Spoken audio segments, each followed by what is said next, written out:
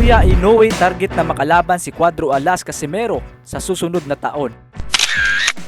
Ayon nga po sa promoter ni Inoue mga idol, target daw nila ang 3 laban sa susunod na taon. Una nga po sa listahan nila itong si Luis Nery. Huling laban nga po ni Nery mga idol kontra sa ating kababayan na si Froilan Saludar, na kung saan tinapos po ni Nery sa Saludar via TKO sa second round. Pangalawa nga po itong sa listahan si Murodjon Akhmadaliev. Huling laban niya kontra Kevin Gonzalez na tinapos lamang ang laban sa round 8 via TKO. Para po sa hindi nakakaalam, ito po yung tinalo ni Marlon Tapales at naagaw ang mga titulo, kaya nabigyan ng pagkakataon na makalaban ang The Monster. Pangatlo nga po sa listahan ang angas ng Pinas, Cuadro Alas Casimero. Huling laban ni Casimero mga idol kontra Yokomuri Oguni, na kung saan natapos ang laban sa pamamagitan ng tabla. Ayon nga po sa promoter ni Inoue mga idol, na si Inoue na mismo ang nagsabi sa kanya na gusto niya makalaban si Casimero para matuldukan na ang matagal ng gusto ng mga fans ang maglaban si Inoue at Casimero. Dagdag pa ng promoter ni Inoue mga idol, volunteer defense daw ang kanilang gagawin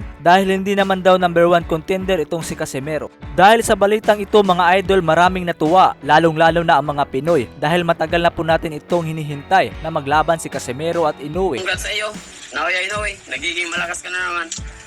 Alam mo, lahat ng mga tao dito na mga solid supporters ko, lahat ng mga sinasabi nila, wala makakatalo sa iyo kundi si Cuadro Alas lang. So abangan nyo guys.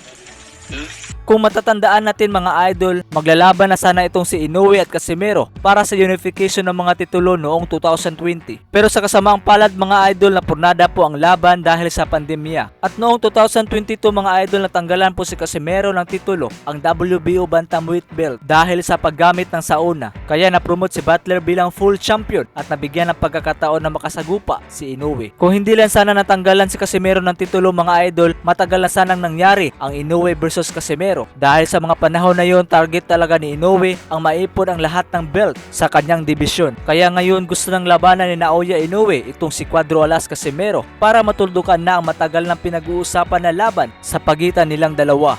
Kaya naman kung matuloy ang laban nila mga idol, ano ang sa tingin ninyo? May pag-asa pa ba si Cuadro Alas Casimero na matalo itong The Monster ng Japan na si Naoya Inoue?